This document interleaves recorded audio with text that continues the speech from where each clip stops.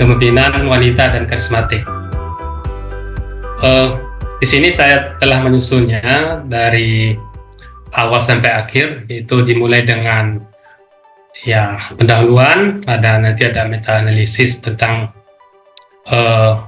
kepemimpinan wanita, kemudian ada karakteristik kepemimpinan unik wanita, kemudian mengapa wanita menjadi leader yang lebih baik, kemudian gaya kepemimpinan perempuan, kemudian ada hambatan apa saja yang mungkin dirasakan oleh perempuan sehingga sulit untuk memimpin.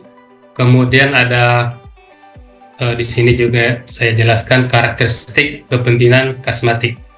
Kemudian saya akhiri sedikit tentang kesimpulan.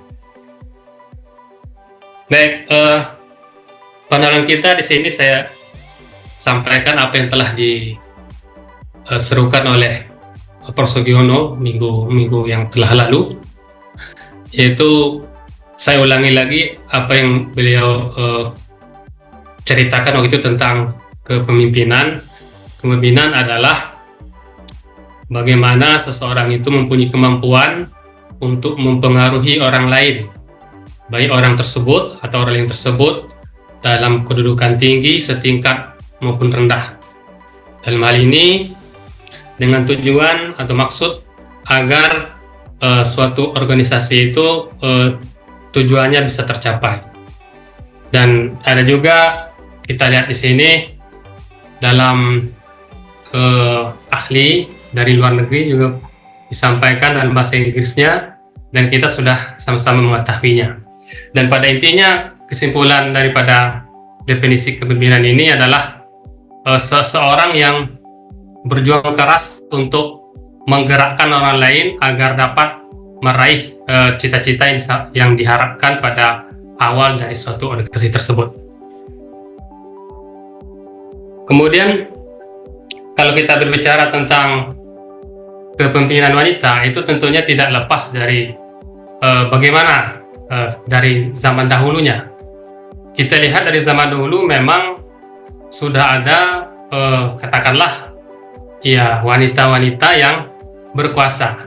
Artinya kepemimpinan ini sudah ada sejak zaman kuno. Bisa kita lihat di sini, ini kita ambil dari beberapa kepemimpinan wanita yang ada awal-awalnya. Ini ada sekitar 5. Itu ada yang dari Mesir kuno seperti yang namanya Hatshepsut, kemudian ada dari Inggris, Vietnam, kemudian Suriah dan Mesir kuno. Untuk lebih jelasnya, seperti yang gambar pertama ini, yaitu salah satu perempuan wanita paling berkuasa di Mesir kuno. Dan ini menandakan bahwa memang betul kalau kita lebih lanjut lagi, itu wanita itu boleh dibilang tidak ada perbedaannya dengan laki-laki dalam hal berkuasa. Kemudian lanjut lagi, Ratu Boudica juga begitu, berkuasa pada sekitar tahun 60 Masehi. Kemudian ada di Vietnam, ini ada 2 orang sebenarnya, ini gambarnya ini. Ada Trang Tret dan Trang Ni juga berkuasa pada waktu itu yang mereka bisa memimpin katakanlah laki-laki. Kemudian ada juga dari Suriah ini tahun 240 sampai 274 Masehi. Kemudian yang banyak orang kenal seperti Cleopatra juga berkuasa di Mesir. Dan mereka semua ini memang boleh dibilang sungguh luar biasa kekuasaan atau kepemimpinan yang mereka miliki, sehingga orang tidak bisa boleh dibilang tidak bisa melawannya dengan karisma yang sangat tinggi gitu. Kemudian dilanjutkan semenjak Perang Dunia Pertama hingga saat ini telah tercatat juga beberapa pemimpin wanita, mulai dari Golda Meir ini sampai dengan Kamala Harris, menunjukkan bahwa wanita itu bisa diandalkan gitu. Kemudian di sini saya tulis juga lebih jelasnya dokumentasinya seperti gambar ini. Perdana Menteri Israel dikenal sebagai wanita besi. Kemudian ada Indira Gandhi, Perdana Menteri India pertama. Kemudian ada Margaret Thatcher, Perdana Menteri Inggris pertama, atau yang sering orang bilang the Iron Lady. Kemudian ada juga di sini dari Pakistan, yaitu Benazir Bhutto. Kemudian ada Angela Merkel. Kemudian Ellen Johnson, juga dari kalangan wanita menjadi presiden Liberia. Kemudian ada lagi Michelle Bachelet, juga menjadi pemimpin. Kemudian ini dari Selandia Baru, sempat terkenal juga, Perdana Menteri yang cukup baik kalau kita lihat waktu terjadi penembakan waktu itu. Kemudian Kamala Harris menjadi wakil presiden AS pertama dari kulit hitam. Jadi ini ada sebenarnya masih banyak lagi pemimpin wanita yang lain yang tidak saya tampilkan. Kemudian kalau kita beralih ke negara kita, negara Indonesia, di sini mulai dari pelopor emansipasi wanita pertama R.A. Kartini, kemudian ada Cut Nyadir, dan ada juga yang sini saya tulis terakhir ini Rahma El Yunusiyah. Semua ini menandakan bahwa wanita-wanita hebat memang dipilih gitu. Ini lebih jelasnya lagi dari dokumentasinya, mulai dari tahun 1809, 1904, dan saya yakin kita semuanya sudah mengenalnya, dan memang kita rasakan kepemimpinan beliau-beliau ini sungguh boleh kita bilang sungguh luar biasa. Apalagi bagi saya seperti Ibu Risma ini sungguh tegas dalam memimpin. Bahkan kalau saya lihat lebih tegas lagi dari laki-laki. Kemudian di sini ada semacam penelitian meta analisis dalam kurun waktu 15 tahun itu menunjukkan dari 160 studi meneliti perbedaan terkait jenis kelamin dalam kepemimpinan, ditemukan bahwa wanita cenderung menggunakan gaya kepemimpinan yang lebih partisipatif atau demokratis dan kurang otoriter. Dalam hal ini tentunya yang otoriter itu terletak pada laki-laki. Kemudian baik pria maupun wanita menekankan pada pencapaian tugas ketika organisasi didominasi secara numerik oleh anggota dari jenis kelamin lelaki atau perempuan, ketika peran kepemimpinan dianggap sesuai dengan jenis kelamin mereka. Kemudian juga dilanjutkan dari 82 studi yang mengukur efektivitas kepemimpinan, ternyata tidak ditemukan perbedaan keseluruhan efektivitas antara pemimpin pria dan wanita. Jadi hasil ini menunjukkan bahwa meskipun terdapat perbedaan gaya kepemimpinan antara pria dan wanita, efektivitas kepemimpinan tidak dipengaruhi oleh jenis kelamin pemimpin. Ini menantang penandaan atau stereotip yang umum tentang peran gender dalam kepemimpinan, dan menunjukkan pentingnya mempertimbangkan kualitas individu daripada jenis kelamin dalam menilai atau memilih pemimpin. Baik, kita lanjutkan. Di sini juga saya cantumkan bagaimana karakteristik dari kepemimpinan unik wanita dari kaliber. Yang pertama itu pemimpin wanita lebih persuasif atau mudah meyakinkan orang lain. Kemudian pemimpin wanita tidak mudah menyerah. Kemudian menurut dia pemimpin wanita suka bekerja keras. Kemudian pemimpin wanita berani mengambil risiko. Dan memang kita lihat sebagian pemimpin wanita memang sudah menganut kepercayaan seperti ini. Kemudian mengapa wanita menjadi leader yang mungkin lebih baik? Karena memimpin dengan cara yang lebih demokratis, dan juga bisa membiarkan atau mengontrol staf untuk ikut serta dalam pengambilan keputusan. Ini dari The Village tahun 2012. Kemudian kita masuk pada gaya kepemimpinan perempuan.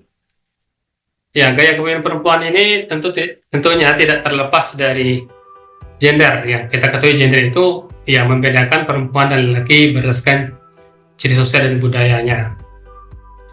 Kemudian perempuan cenderung memimpin dengan gaya transformasional dan transaksional. Dan juga di sini perempuan juga memiliki kepemimpinan maskulin dan juga bisa menjadi feminim. Dalam artian keempat-empat itu bisa dipakai oleh atau diambil oleh seorang pemimpin wanita, baik itu kepemimpinan transformasional, kepemimpinan transaksional, kepemimpinan maskulin, dan kepemimpinan feminim. Dalam artian tidak hanya kepemimpinan feminim yang dimiliki oleh seorang wanita. Iya, sama perempuan memimpin dengan gaya transaksional atau transformasional. Juga sama di atas ini feminim atau maskulin. Dia memiliki keempat-empatnya. Ini yang lebih jelas lagi. Kepemimpinan maskulin ada terbagi dua, saya ringkas saja. Yang pertama ada ekspresif, mereka mengerti haknya, kemudian menggunakan sistem reward dan punishment. Kemudian ada yang ini task oriented, berorientasi pada tugas, jadi fokus pada struktur peraturan tugas, kemudian penekanan pada penetapan tujuan dan rencana yang jelas. Kemudian kepemimpinan feminim yaitu visioner, ya, pemimpin yang memiliki pandangan ke depan. Kemudian inspirational, pemimpin yang percaya diri, antusias, dan motivasional untuk memberi motivasi. Kemudian team oriented, bisa berkolaboratif, berkolaboratif. Kemudian tim integrator, pemimpin merupakan orang yang komunikatif dan melakukan koordinasi dalam perusahaan. Dan pemimpin perempuan memiliki lebih banyak orientasi berdasarkan hubungan dan tingkat keegoisan yang rendah dalam organisasi. Kemudian dari Bas juga ini menjelaskan dalam bentuk definisi lain, yaitu gaya pemimpinan maskulin itu, kalau yang feminim itu tidak agresif, kemudian tergantung sampai dengan sulit mengambil keputusan. Kemudian maskulin itu sangat agresif, tidak tergantung, kemudian mudah mengambil keputusan. Jadi tidak hanya melekat pada laki-laki yang maskulin kalau kita bicara tentang kepemimpinan, namun yang wanita pun bisa memakai daripada gaya kepemimpinan maskulin. Kemudian gaya kepemimpinan transaksional itu terbagi tiga, ringkas saja. Yang pertama itu contingent reward, pemimpin mengakui prestasi kerja karyanya. Kemudian pemimpin sering mengawasi dengan ketat pekerjaan yang dilakukan oleh karyawan untuk menghindari kesalahan. Kemudian pemimpin tidak melakukan pengawasan secara ketat, melainkan hanya menunggu semua proses dalam tugas atau pekerjaan yang telah selesai. Kemudian gaya kepemimpinan transformasional yaitu ada 4, kita ringkas mulai dari memberikan keteladanan, inovatif, toleransi, dan memberikan motivasi. Kemudian ini mungkin ya hambatan yang disampaikan oleh Purwonopo dan Sirlau tahun 2012 dan 2009 ini menunjukkan bahwa wanita tidak sepenuhnya baik dalam kepemimpinannya karena ada hambatannya gitu. Kemudian di sini jelaskan tuntutan ada hambatan pertama, tuntutan eksternal, misalnya tanggung jawab merawat anak, orang tua. Kemudian wanita mungkin jarang menemukan contoh pemimpin yang tidak secara relevan. Kemudian ekspektasi yang lebih rendah dibanding pria, ya sehingga ada pertanyaan apakah cukup baik saya memimpin ke depannya. Dan ini tidak semuanya yang dirasakan oleh semua perempuan.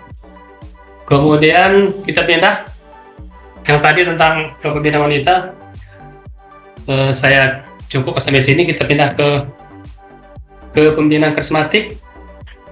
Sebagaimana yang disampaikan Prof. Sugiono kemarin, kepemimpinan karismatik itu beliau contohkan dengan seperti tokoh kita ya, Bung Karno. Beliau memiliki karismatik yang sangat besar, terutama bagi pengikutnya. Yang bisa kita lihat sampai saat ini masih banyak penggemar daripada beliau yang sungguh luar biasa. Kita lihat ya, foto-foto beliau ditempel bahkan sampai di kendaraan. Jadi kita lihat yang disampaikan oleh Gunawan yang mengatakan seorang pemimpin karismatik itu sangat disegani karena keistimewaan kepribadian, sifat dan perilaku yang tidak dimiliki oleh orang lain pada umumnya. Beberapa karakteristik yang biasanya dimiliki pemimpin karismatik yaitu memiliki daya tarik kuat sehingga bisa memiliki pengikut yang banyak. Memang kita lihat sangat banyak pengikutnya. Kemudian alasan pengikut patuh dan taat terhadap pemimpin tidak bisa dijelaskan. Ya, dalam artian sudah ya membatin gitu rasa karisma terhadap orang yang diikuti tersebut. Kemudian pemimpin seolah-olah memiliki kekuatan magic atau gaib. Kemudian karisma pemimpin ini apa adanya, tidak melihat karena usia, harta, tahta, kesehatan, bahkan ketampanan. Kemudian dilanjutkan oleh Hendrawati, ciri-cirinya pemimpin karismatik tersebut mempunyai rasa percaya diri tinggi, mempunyai kemampuan dalam menjelaskan visinya secara gamblang sehingga mudah dimengerti, kemudian mempunyai visi dan tujuan ideal dalam melihat masa depan, kemudian pandai dalam mengubah keadaan, kemudian peka terhadap lingkungan. Kemudian juga disampaikan oleh Max Weber bahwa kepemimpinan karismatik itu ada dua menurut beliau. Yang pertama, bahwa di antara pengikut ada kebutuhan, tujuan atau aspirasi yang belum terpenuhi oleh kenyataan yang ada. Kemudian ketundukan mereka kepada pemimpin adalah karena karisma yang dimiliki oleh pemimpin tersebut dipandang mengarah pada realisasi tujuan atau aspirasi mereka, sehingga orang mau mengikutinya. Mungkin itu barangkali kita sampai ke kesimpulan. Jadi hasil penelitian yang berkaitan dengan gender umumnya menunjukkan tidak banyak perbedaan gender dalam hal organisasi. Jika gender dihubungkan dengan gaya kepemimpinan, terlihat adanya gaya tertentu khas pada perempuan, tapi bukan karena perbedaan jenis kelamin, namun lebih pada faktor karakteristik tuntutan pekerjaan. Adanya pengaruh karakteristik pekerjaan dengan gaya kepemimpinan perempuan. Kemudian jika karakteristik pekerjaan dihubungkan dengan gaya kepemimpinan perempuan, secara umum gaya kepemimpinan perempuan itu terbagi dua, yang kita bahas tadi, yaitu gaya kepemimpinan feminin, maskulin, dan gaya kepemimpinan transformasional dan transaksional. Kemudian sikap terhadap kepemimpinan wanita terus berubah dan organisasi mencari lebih banyak wanita dalam peran yang lebih tinggi. Ya, boleh kita lihat di sini bahwa sampai saat ini kita melihat kepemimpinan wanita terus berkembang, dan memang kita melihat wanita-wanita yang memiliki kelebihan bisa dipilih oleh suatu organisasi yang dianggap mampu untuk memajukan suatu organisasi tersebut. Bahkan kita lihat di dalam bidang profesional pun begitu, ya, seperti kepala sekolah ada yang perempuan, bahkan rektor pun ada yang perempuan. Artinya bisa diandalkan ketika perempuan tersebut memiliki kemampuan yang lebih dari orang-orang banyak. Demikian barangkali yang bisa saya sampaikan tentang kepemimpinan perempuan dan karismatik. Assalamualaikum warahmatullahi wabarakatuh.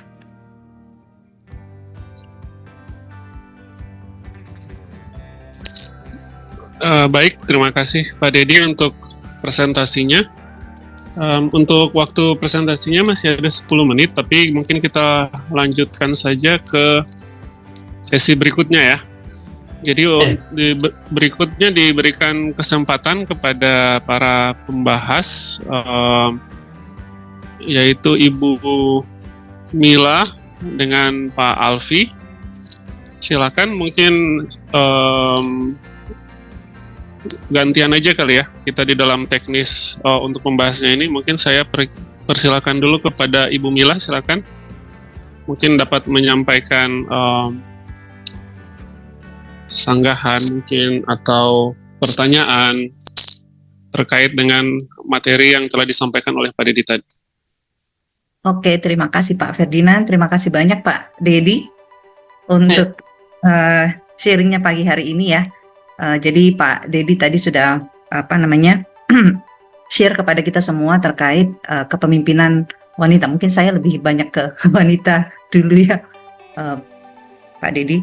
Jadi kalau tadi Pak Dedi menyampaikan bahwa kepemimpinan wanita itu dari hasil-hasil penelitian yang ada sebelumnya, tadi kan Pak Dedi sudah menyampaikan ya bahwa hasil-hasil penelitian sebelumnya itu sebenarnya tidak menunjukkan adanya perbedaan yang mendasar ya atau yang besar antara gender terhadap gaya kepemimpinan seperti itu.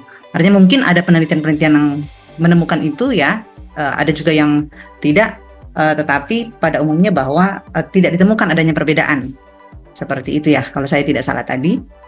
Nah, tetapi perbedaan, kalaupun ada perbedaan dalam gaya kepemimpinan antara laki-laki dan perempuan atau pria dan wanita ini, itu sebenarnya dipengaruhi karena kepribadian ya, lebih kepada dipengaruhi oleh dan keterampilan kerja mereka seperti itu.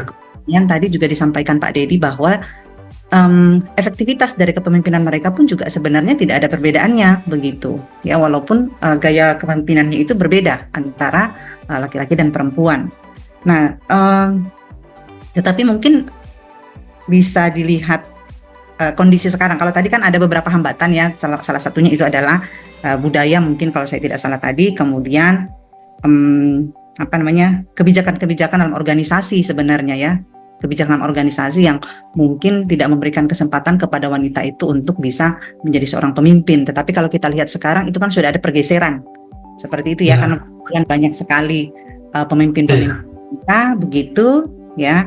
Dan kalau kita lihat pun juga untuk bisa sukses ya, artinya kan hambatan-hambatan ini sudah mulai berkurang begitu. Nah, ditambah tadi sebenarnya kan wanita itu punya sifat dasar yang sebenarnya bisa mendukung mereka untuk bisa sukses di dalam menjadi seorang pemimpin. Misalkan kalau kita lihat sifat dasarnya, wanita lebih sabar misalnya ya, kemudian mereka lebih berempati begitu, lalu mereka bisa mengerjakan beberapa pekerjaan sekaligus dalam waktu yang bersamaan, multitasking ya, kemudian mereka bisa menjalin hubungan dan menjalin hubungan lebih mudah ya, bernegosiasi lebih mudah, kemudian tanggung jawabnya mungkin lebih berdasarkan referensi yang kita baca ya, tanggung jawabnya lebih baik dan mereka lebih mudah atau suka mengatasi tantangan seperti itu. Nah, kalau kita lihat ke depannya, menurut Pak Dedi itu kira-kira sebenarnya tantangan untuk kepemimpinan wanita itu seperti apa? Karena tadi beberapa hambatan kan sebenarnya sudah mengalami pergeseran atau sudah mulai teratasi begitu. Nah, mungkin itu sih dari saya Pak Dedi. Terima kasih Bu Mila ya atas tanggapannya, tambahannya juga. Tantangan ke depan mungkin bisa dibilang menurut saya tantangannya semakin berkurang barangkali tantangannya, karena memang kita lihat kita sekarang sudah masuk pada era globalisasi ya, yang teknologi yang berkembang, bahkan kita melihat kepemimpinan wanita ini semakin banyak gitu. Dalam artian tantangannya tidak banyak. Jadi kesimpulan saya tantangan untuk wanita ke depan, saya singkat aja, tidak banyak gitu. Lebih mudah menurut saya, tergantung daripada kualitas perempuan tersebut. Kalau dia baik di suatu organisasi, maka dia akan dipilih. Tidak melihat apakah dia lelaki atau perempuan, kalau dia oke, maka dia akan dipilih. Begitu, demikian. Oke, berarti mungkin lebih ke kinerja ya, performance-nya ya. Iya, kinerja. Mm-mm. Oke, oke. Oke, itu dulu dari saya untuk yang kepemimpinan wanita. Iya, terima kasih. Baik, terima kasih Bu Mila. Mungkin Pak Alfi ada yang mau ditambahkan? Ya, terima kasih Pak Kian. Ya, Pak Dedi, apa yang disampaikan tadi itu sudah mewakili para laki-laki ya, karena kepemimpinan wanita. Nah, jadi di sini saya sebagai pembahas ya Pak Dedi, Iya, sudah diwakili juga oleh Bu Mila sebagai wanita di sini. Jadi lengkap. Jadi materinya Pak Dedi sebagai mencari materi untuk membahas sebagai Bu Mila ya, sebagai pemimpin ya Bu Mila. Jadi di sini saya menambahkan sedikit ya Pak Dedi, yang mana menurut penelitian McKinsey tahun 2018 sampai 2021 menyatakan bahwa kepemimpinan perempuan mampu menciptakan organisasi yang lebih sehat, egiliter, serta menghasilkan keputusan yang komprehensif dan inklusif karena melihat dari berbagai aspek. Ya, di sini kita melihat ya seorang ibu wanita itu lebih bekerja, lebih menggunakan hati, pikiran. Jadi di situ berhati-hati dalam melakukan pekerjaan. Jadi bisa saja seorang pemimpin wanita itu untuk melakukan pekerjaan itu berpikir dulu, pikir dirasakan ke dalam hati. Nah, jadi di situ kebanyakan pemimpin-pemimpin wanita dalam tanda kutip lama mengambil keputusan karena berpikir terlebih dahulu. Tapi kalau seorang pemimpin laki-laki lebih menokok palunya lebih cepat ya Bu Mila. Jadi di situ bisa kita lihat perbedaannya. Setelah itu kita lihat juga pemimpin wanita itu lebih banyak membangun relasi. Karena relasi itu adalah salah satu membangun suatu lembaganya, baik itu lembaga pendidikan, lembaga yang lain. Jadi situ membangun relasinya para wanita ini lebih jago. Setelah itu konsisten dalam menilai. Jadi kalau seorang ibu-ibu dalam tanda kutipnya di sini karena dalam main perasaan, kalau sudah dikhianati oleh seorang karyawannya, dia tidak mau lagi dengan karyawan tersebut. Jadi tadi ada juga Bu Mila menyampaikan dan Pak Dedi juga menyampaikan apa ya, karakteristik perempuan. Jadi yang pertama itu adalah pemimpin wanita lebih persuasif dan mudah meyakinkan orang lain. Contohnya saja di sini kita lihat di marketplace yang live, itu kebanyakan wanita yang berjualan di situ. Lebih banyak orang yang akan membeli. Nah, nanti yang di sini kan bisa kita lihat bagaimana meyakinkan orang lain di sini. Itulah performanya seorang wanita. Selanjutnya, pemimpin wanita tidak mudah menyerah. Nah, bagaimanapun seorang pemimpin wanita, kalau seandainya sudah merasa terpuruk, dia tetap berkelanjutan. Saya tidak mau menyerah. Baik, nanti kita lihat di akhirnya. Padahal dalam hati para ibu-ibu ini sudah menangis duluan. Kalau dalam bekerja. Setelah itu, pemimpin wanita suka bekerja sama. Nah, ini yang terutama ya, Bu Mila, bekerja sama ini, walaupun seorang pimpinan itu wanita, lebih banyak, tolong bantu ini ya, tolong bantu ini, tolong bantu ini. Yang repot adalah bawahannya, karena pemimpinnya suka bekerja sama. Nah, jadi lebih kayak bekerja sama itu intinya. Pemimpin wanita berani mengambil resiko. Nah, ini hampir sama dengan yang pengertian nomor 2 tadi, tidak mudah menyerah. Jadi karena tidak mudah menyerahnya, Jadi pemimpin wanita ini berani mengambil resiko. Keputusan apapun, karena sudah tidak ada keputusan lain, makanya di sini mengambil resiko. Ya, mungkin itu saja untuk saya sedikit penambahan materinya untuk Pak Dedi. Ada lagi Bu Mila, karena di sini kita pembahas, tapi secara kesemuanya apa itu kelebihan, kekurangan sudah disampaikan oleh Pak Dedi tadi. Dan kita tahu pemimpin wanita pada saat sekarang itu tidak menjadi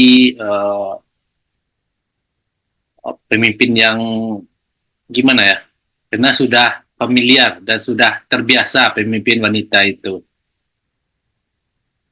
Ya, mungkin itu saja sementara, nanti saya kembalikan ke moderator. Baik, terima kasih Pak Alfi untuk pembahasannya. Karena kita masih ada waktu 10 menit juga untuk yang sesi kedua ini. Dari Ibu Mila mungkin ada yang mau ditambahkan terkait sharing, mungkin kalau di tempat kerjanya Ibu Mila, peran kepemimpinan wanitanya seperti apa? Karena Bu Mila pemimpin juga ya. Oke.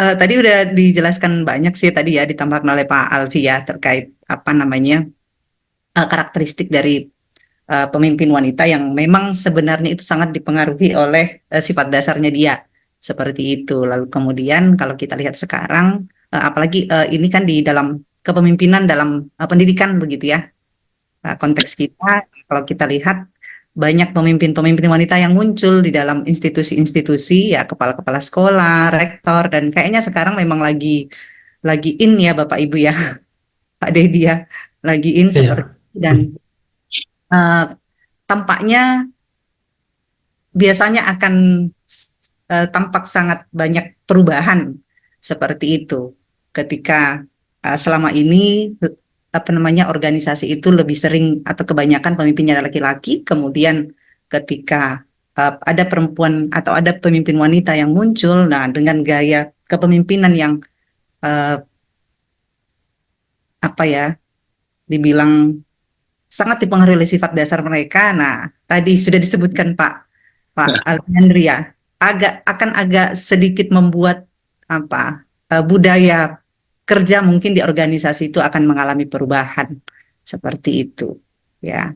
Nah, itu aja sih yang kita mau tambahkan ya tadi. Kemudian untuk yang karismatik tadi ya, untuk yang mau kepemimpinan karismatik seperti itu. Nah, kalau kita lihat sebenarnya ada apa namanya perilaku-perilaku dari pemimpin karismatik ya yang bisa kita temukan ya berdasarkan referensi yang ada ya. Mereka apa namanya pemimpin yang karismatik ini kan memiliki perilaku yang selalu dipercaya oleh pengikut. Mereka lebih punya pengikut yang sangat loyal begitu ya, tanpa melihat seperti apa kinerja atau apapun ya, tetapi pasti sudah ada pengikutnya. Seperti ada aura-aura tertentu ya yang menarik pengikut biasanya kalau yang apa namanya pemimpin yang karismatik. Kemudian mereka lebih memiliki perilaku yang menekankan pada tujuan dasar sih sebenarnya ya. Kalau pemimpin karismatik itu ya tujuan dasar yang berdasarkan pada nilai-nilai kelompok seperti itu ya, atau harapan-harapan atau keinginan-keinginan yang dikemukakan oleh pengikut seperti itu. Jadi dia punya pengikut yang loyal. Si pemimpin karismatik ini pun juga lebih berfokus pada kebutuhan atau keinginan dari apa namanya harapan-harapan dari pengikutnya begitu. Kemudian apa namanya untuk visi ya, visi ke depannya ya, visi dari pemimpin karismatik itu dia lebih apa visinya biasanya lebih menarik dan menarik terkait bagaimana organisasinya itu ke depan. Jadi mungkin kan itu yang kita lihat juga di Bung Karno ya, seperti itu. Kalau kita lihat dari gaya kepemimpinannya dia, dari orasi-orasi yang dia berikan begitu, kemudian dia akan lebih banyak si pemimpin karismatik ini tentunya juga akan lebih banyak memberikan harapan dan kepercayaan pada pengikut, begitu ya. Dengan tujuannya apa? Tujuannya supaya pengikutnya itu tetap berkomitmen atau tetap loyal terhadap dirinya. Nah, itu sih yang ingin saya tekankan terkait pemimpin karismatik ya, terutama karakteristik dari kepemimpinan karismatik ini, khususnya untuk seorang pemimpin karismatik yang memiliki yang punya karakter ini, begitu. Nah, itu saja dari saya, Pak Dedi. Terima kasih. Saya kembalikan ke Pak Ferdinand. Baik, terima kasih Ibu Mila dan Pak Alfi. Semoga Pak Alfi tidak pernah dikhianati ya perasaannya. Tadi dari sharing yang telah disampaikan. Mungkin dari Pak Dedi ada tanggapan dari apa yang disampaikan oleh para pembahas? Terima kasih atas tambahannya. Saya rasa cukup yang telah disampaikan tadi, sudah luar biasa tambahannya. Terima kasih. Oke, baiklah. Kita akan lanjut kepada sesi berikutnya, yaitu sesi tanya jawab. Untuk tanya jawab sendiri diberikan kesempatan 15 menit. Harapannya ada minimal 2 atau 3 orang yang akan mengajukan pertanyaan ya. Oke, untuk sesi tanya jawab, silakan kalau ada yang mau bertanya, boleh on mic saja, kemudian ajukan pertanyaannya. Yang bertanya Pak Ferdinand. Silakan Bu Rahmawati. Ya, untuk Pak Dedi, saya ingin menanyakan mengenai tadi yang dibahas yaitu kepemimpinan wanita. Nah, kepemimpinan wanita tadi terdapat gaya kepemimpinan feminim dan maskulin. Nah, saya lihat tadi beberapa yang dijelaskan gaya kepemimpinan feminim itu berbeda dengan gaya kepemimpinan maskulin. Nah, di sini perpaduan antara feminim dan maskulin itu bagaimana cara mengimplementasikannya kepada para wanita yang ingin menjadi pemimpin untuk menggunakan gaya kepemimpinan ini. Begitu, Pak. Terima kasih. Terima kasih Bu Rahmawati. Untuk pertanyaannya dari Pak Dedi, mau langsung dijawab dulu atau kita tampung dulu? Boleh ditampung, boleh. Oh, ditampung. Oke, baik. Yang berikutnya mungkin kalau ada yang mau bertanya, silakan.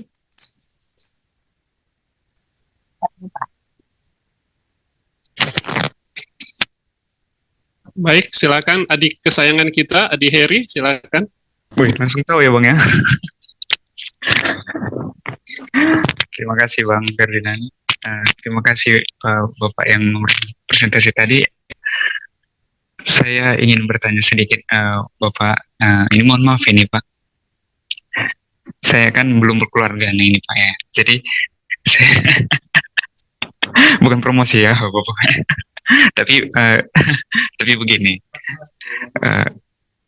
Kira-kira nah jadi apa yang sebaiknya gitu yang dilakukan seorang ibu kepada anak ketika cara mendidik yang benar bagi untuk anak-anak yang lebih baik nantinya begitu Bapak gitu, apalagi Bapak sudah punya pengalaman di dalam gitu ya, kira-kira apa harapannya gitu kepada seorang istri atau ibu yang cara mendidik seorang anak yang lebih baik begitu. Terima kasih Bapak, itu aja. Karena menurut saya itu penting banget gitu. Bagaimana cara seorang ibu itu memimpin seorang anak. Terima kasih. Baik, terima kasih Mas Heri untuk pertanyaannya sekaligus promosinya ya. Oke, berikutnya silakan kalau masih ada yang ingin bertanya, kita tampung satu lagi, silakan. Izin bertanya Pak. Oh, silakan Ibu Olivia, silakan. Oke. Izin Pak Dedi bertanya terkait hasil riset kepemimpinan wanita ya Pak. Di studi Egli tahun 92, eksperimennya mengatakan bahwa kepemimpinan wanita cenderung kurang efektif jika subordinatnya lebih banyak adalah seorang pria. Seperti itu. Kira-kira faktor-faktor apa Pak yang menyebabkan kepemimpinan seorang wanita itu lebih kurang efektif jika kebanyakan bawahannya atau subordinatnya itu pria? Terima kasih Pak. Terima kasih Bu Olivia untuk pertanyaannya. Silakan Pak Dedi. Ada 3 pertanyaan. Mungkin kalau saya untuk jawabannya silakan ya Pak. Apa mau dijawab berurut atau mungkin pertanyaan mana yang ingin dijawab lebih dulu juga silakan. Silakan Pak Dedi. Baik, terima kasih Pak Ferdinand.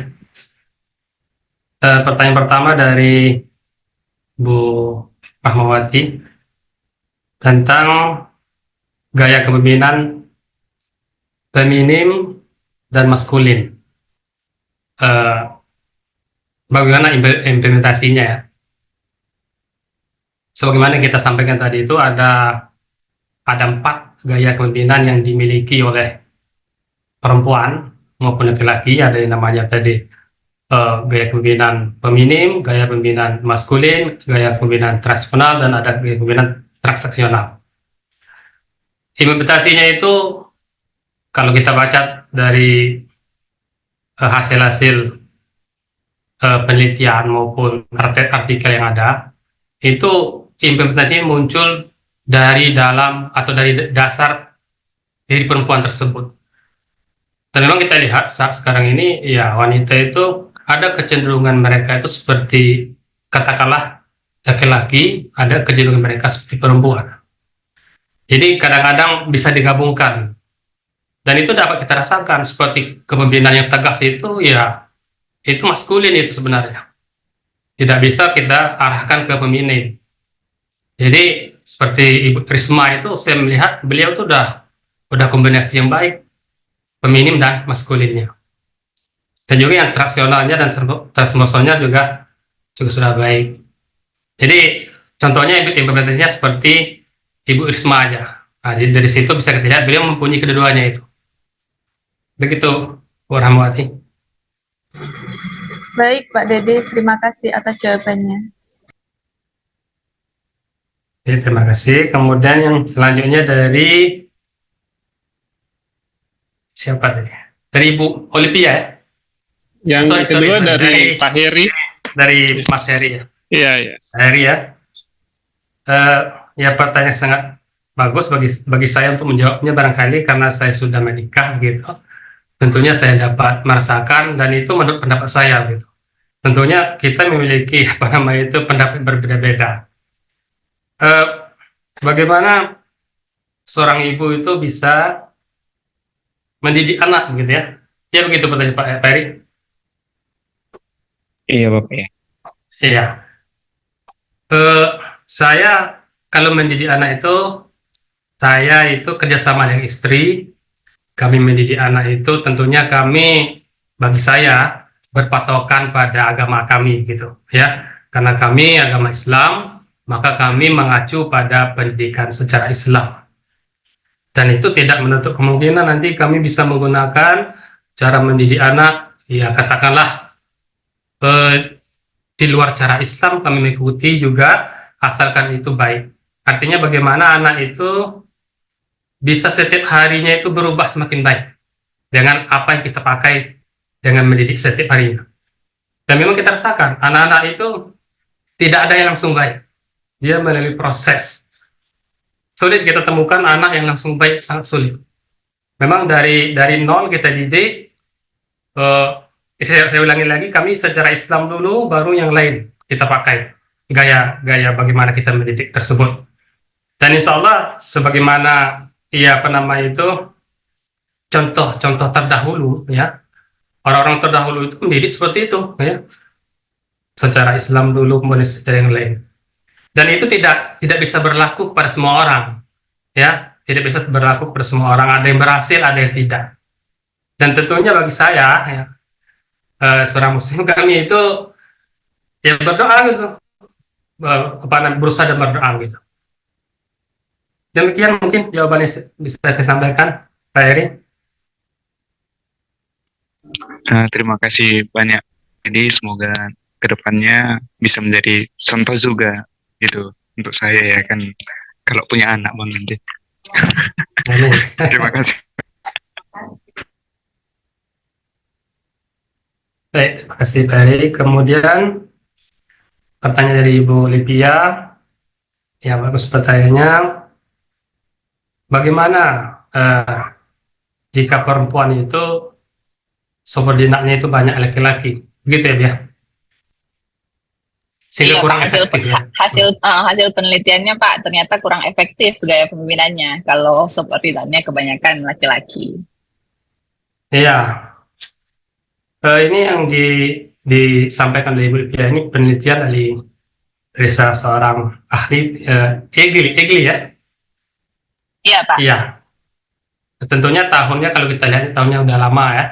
Tahunnya udah lama, tentunya perlu diperbaharui lagi penelitian tersebut. Karena tidak bisa kita ambil bahwa jika perempuan itu memimpin banyak laki-laki, maka kurang efektivitasnya.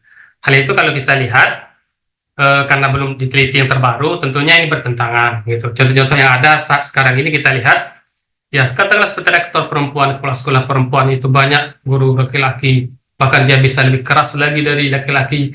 Kemudian juga presiden sudah ada yang itu perempuan, itu berapa banyak laki-laki yang dipimpin. Dan ya sejauh ini kita lihat cukup berhasil dengan memimpin banyak laki-laki. Artinya apa? Kesimpulan jawaban saya adalah perlu penelitian ulang lagi tentang mengapa dengan banyak memimpin laki-laki, wanita ini menjadi kurang efektif kinerjanya gitu. Mungkin demikian Bu jawaban dari saya. Terima kasih Pak Dedi. Melanjutkan sedikit Pak, masih penasaran. Menurut researchnya Bapak selama riset tentang materi kepemimpinan wanita ini, ada tidak yang efektif itu melanjutkan dari pertanyaan tadi, yang cukup dinilai efektif berdasarkan hasil research yang terbaru? Kan ada beberapa gaya tadi seperti maskulin, feminim, apalagi transaksional dan lain sebagainya. Kombinasinya antara leadernya sendiri dan gayanya untuk wanita sendiri, ada nggak penelitian terkait Pak yang bisa meningkatkan efektivitas dari kepemimpinan wanita itu sendiri berdasarkan gaya kepemimpinannya?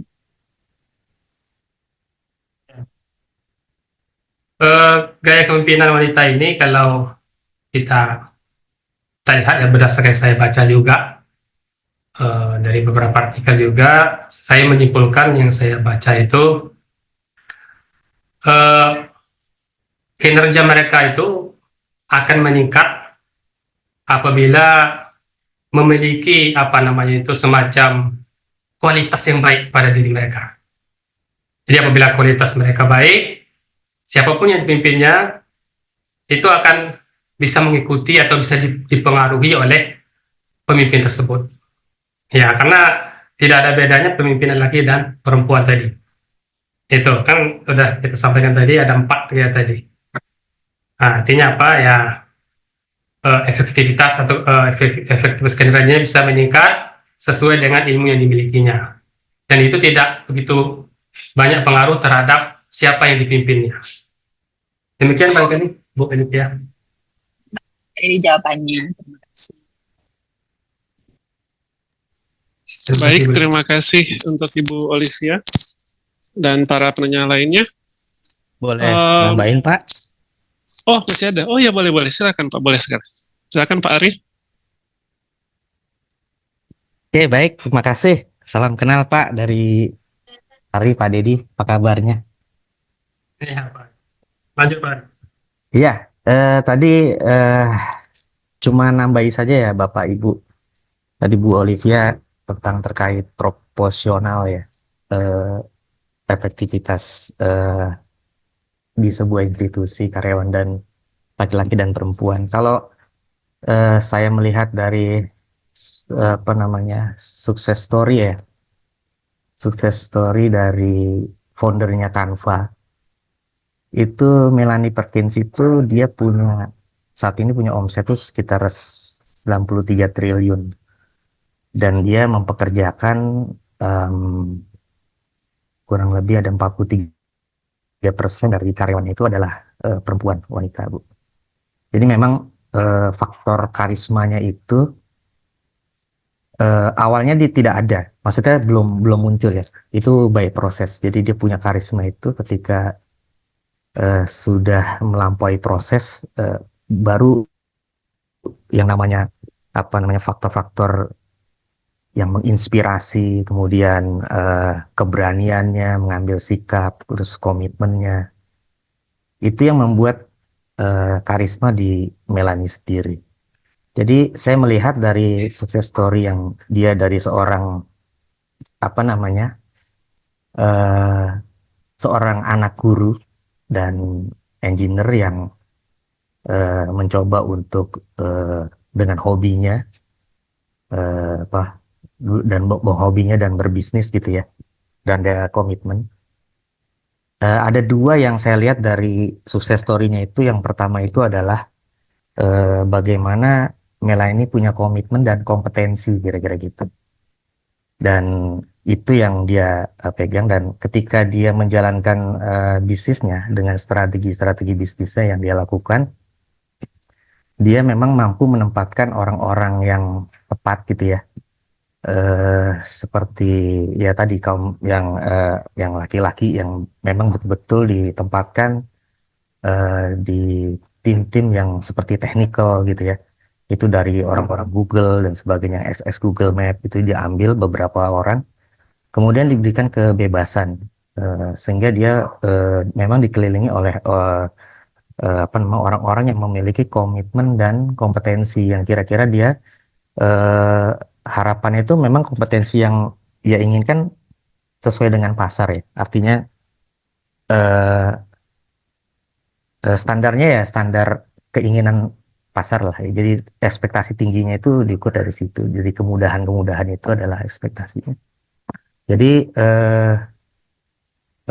buat saya leadership untuk kepemimpinan yang wanita itu kalau didampingi oleh tim-tim yang memang mempunyai komitmen dan kompetensi yang baik dan bisa menempatkan, saya rasa pada akhir sukses story-nya itu karismanya baru lebih cemerlang.